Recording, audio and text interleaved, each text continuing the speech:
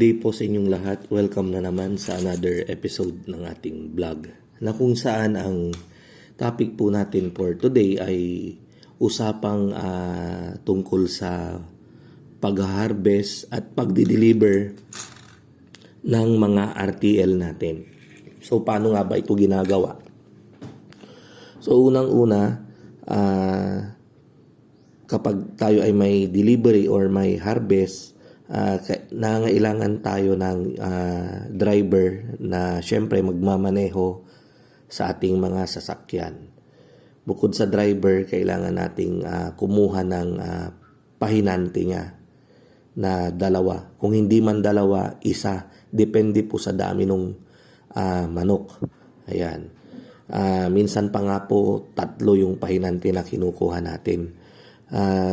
Kaya lang sa ibang tracking, ibang kumpanya kagaya ng kapag tayo ay kumuha ng tracking, karamihan po dyan, 1 o 2 lang po yung kanilang pahinante. Kahit na ilang libo po yung kanilang manok na i-deliver. So maximum naman po niyan ay nasa 3,500 to 4,000 yung laman ng isang truck na malaki. 3,000 to 4,000 heads na RTL yung kayang ikarga ng isang malaking truck. Ayan. So, hanggang 2 pahinante lang po yan. Kasi ang pinakatrabaho talaga ng pahinante, sa paglo-load ng manok dito sa farm natin, sila yung taga-receive.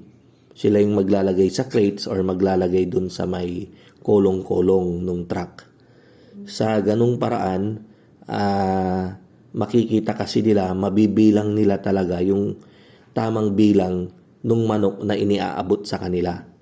Ayan. So, bali kasi dito sa farm natin, ang manok ay binibit-bit sa isang paa nila ng tigli-5 yung bit-bit ng bawat isang kamay. So, yung pong kaliwang kamay ko, halimbawa, pag ako ay manghuhuli, lalagyan ko yan ng 5 manok. Yung kanan ko naman, 5 manok. So, left and right, tagli 5 yan. Tapos, iabot ko dun sa pahinante. Minsan, yung mga taga-abot kasi, ang naibibigay lang nila, kung minsan kulang, 4 lang na manok yung nasa kaliwa, 5 naman yung nasa kanan. So, ang trabaho ng pahinante, sila yung taga-check kung tama ba yung bilang. Lalo na kapag ito ay tracking. Kasi nga po, kapag tracking, kapag kinulang yung manok, umalis sila ng farm at kapag kinulang yung kanilang manok, pagdating dyan sa inyo, hindi ko na po sagutin yon. Sagutin na po ni tracking. At ganon din po kapag may mga namatay sa kanilang puder habang sila ay nasa biyahe. Sagutin din po nila yon. Kaya, yun yung trabaho ng pahinante ni tracking. And then, tayo naman, tinitingnan din natin, meron din tayong tao dun sa taas ng truck na taga-bilang din, taga-check. Kasi kapag sumobra, wala na rin tayong pag alis sa farm, di ba? Kumbaga, pagtapos na yung bilang, nag-agree tayo na ganon nga yung bilang. Kung 3,000 heads. Kapag sumobra, lalo na kapag syempre kapag hindi sa kanila yung mga madidisgrasya, sagutin nila, ibig kong sabihin, kumbaga kapag may sumobra din, malabo na po yan na di ba? Ayan, so ganun po yung trabaho. And then pag alis ng truck, pagdating po sa lugar na pagdadalhan nila ng manok, sila naman po yung magbababa. Sila po yung taga-alis ng manok dun sa crates or dun sa kulong-kulong. Tapos tayo naman po bilang recipient, meron po tayong tao dapat na magbababa, maghahakot ng mga manok. Ayan. So pagkaalis nung pahinante, pagkahugot niya dun sa kulong-kulong or pag-alis niya dun sa may crates, meron po tayong tao na taga-kuha. Ayan. So ipapasa po sa kanya yung manok at kanya namang bibit-bitin papunta dyan sa housing ninyo. Papasok po dyan sa cages ninyo. Ayan. Kaya ganun din po yung ano natin, yung kapag yung ang mga ginagamit natin ay yung mga delivery truck natin, yung mga maliit, yung drop side. Ganun din naman po yan. Yan. So, meron tayong, halimbawa kung 96 heads lang naman, iisa lang po yung pahinanti niyan. Kung nakakulong-kulong, isa lang po yung yung driver. Yung driver, siya na rin po yung maglalabas ng manok. Tapos patutulungan nyo na lang po sa mga kasamahan ninyo dyan para ito ay hakutin at ipasok doon sa cages. Ayan. Pero kapag yung mga, halimbawa mga 500, 1,000 heads, yung dalawang pahinanti po natin, ang ginagawa po ay yung isa tagalabas sa kulong-kulong, yung isa naman siya yung inuutusan para siya yung magkarga dun sa battery cages. Kasi nga po sanay na po sila para lalong-lalo na para hindi rin masaktan yung manok. Ayan, so ganun po yung mas magandang sistema. Tapos yung mga kasamahan natin or kapag kukuha tayo ng extra, yun naman po yung kanilang gagawin, taga-abot. Kukunin nila dun sa lalo na pag medyo malayo-layo, dapat mas marami tayong tao. Kung ako yung naglilipat ng manok, halimbawa yung capacity kasi ng truck natin nasa 1,600 heads. So kapag ganon, kumukuha po ako ng mga 10 tao para mas mabilis po yung pag-alis doon sa truck. Ayan, nung manok at mailagay kaagad sa battery cages. Dahil lalo na kapag may medyo kalayuan. Ayan po. Pero kapag yung tutok naman at saka hindi naman siya sobrang init, ay okay lang naman po yan. Ayan. So ganun po yung yung ginagawa natin. And then yung mga kasamahan natin ay nanggagaling pa po ng Dagupan dahil taga rito po sila. And then sila po ay biyabiyahe papunta sa farm natin. So depende po sa farm natin na kanilang pupuntahan. Ayan, so depende po kung ilang distansya yon. So mula pa lang dito sa bodega natin, sila ay magtra-travel, biyabiyahe. So sabihin na natin pinakamalayong farm natin ay 1 oras mula sa Dagupan.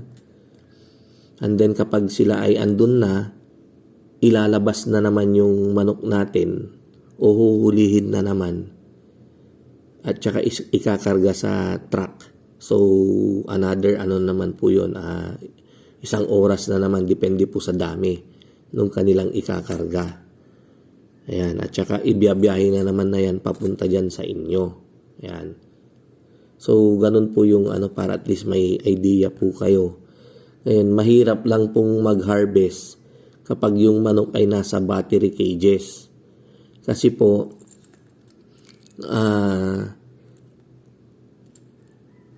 konti lang yung makukuhang tao kasi ngayon. Ayan, di ko alam kung napapansin nyo, pero alam nyo, napansin ko talaga at marami na rin ako mga nakausap. Yung mahirap nang kumuha po ngayon ng mga extra na tao. Ayan. Ewan ko ba kung bakit, pero may mga mangilan-ngilang nagsasabi na dahil daw ito sa may inaasahan sila na yung purpose. Yung pangtawid, pamilya, ano ba yun? Program, di ba? Yan, so minsan parang may katotohanan din, 'di ba? Kasi may inaasahan na sila. So hindi na sila gaanong interesado sa mga ganyan siguro. Ang hirap po, ang hirap. Yan. So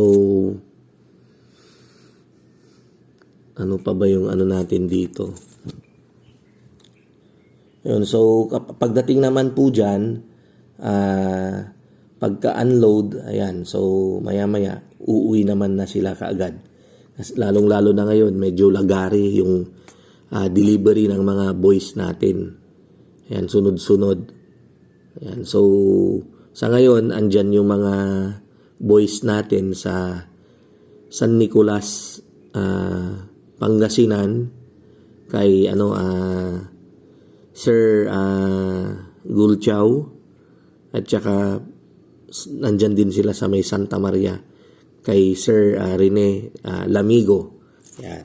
And then mamaya yung isang team natin nandyan naman sa Zambales ila Sir John Stremor, at saka yung isa naman pupunta dyan sa Salcedo, Ilocos Sur. Yan, so ganun yung delivery natin. Yung isang team naman natin ngayon nasa Hagunoy, Bulacan kay Sir RG, yan, Di Guzman. Yan, so ganun po yung iba-iba po yung delivery. Kaya minsan po pag sinabi po natin na Martes, tas biglang namumove kasi po nagkakaroon ng mga aberya. Minsan yung halimbawa yung sa iskinita ninyo hindi pwedeng makadaan yung malaking sasakyan, at ang available ay yung malaking sasakyan natin. So yung maliit naman na sasakyan natin gamit na nung isang delivery team, so magkakaroon po tayo ng ganong problema. Kaya ipopostpone po yung delivery dyan sa inyo. Yan. Kaya nga po, mas maganda po talaga sa mga o-order ng RTL, at least 10 days earlier po ay i-ready na po natin yung mga housing natin at battery cages. Nang sa ganun po ay very smooth po yung delivery natin. Yan. In total, pinapadalhan ko naman po kayo ng feeds na kakainin ng mga RTL ninyo hanggang sa sila ay mag 16 weeks sa edad na ating sinabi. Ayan. So, yun po, mas maganda po kung i-ready na po natin siya ng earlier. Ayan. Pa-deliver na po natin yung mga battery cages natin ng maaga para manok na lang po yung i-deliver 10 days earlier sa schedule natin. Ayan. So, doon po sa mga gustong magpabook ng RTL ay open na po yung booking natin sa pang-August 26. Dahil yung pang-August 6 natin ay sold out na, yung August 26 po natin ang ongoing na po yung booking. Ayan, so doon po sa mga hindi pa po nagpapabook ay magpabook na po kayo. 370 pesos po ang isang RTL plus delivery charge. Ang battery cages naman po ay 15K kada 96 heads capacity. Ayan, so kapag dinoble nyo po, ginawa nyong 192, magiging 30,000. Ayan, so ganun na lang po kayo mag-base, or 156.25 per head sa battery cages. So 96 heads yung plano ninyo times 156.25, ang lalabas po dyan ay 15,000 po. Ayan, ganun po natin kwenta yung battery cages. Ayan, so maraming salamat po, at kita-kita pong muli tayo sa mga susunod nating vlog.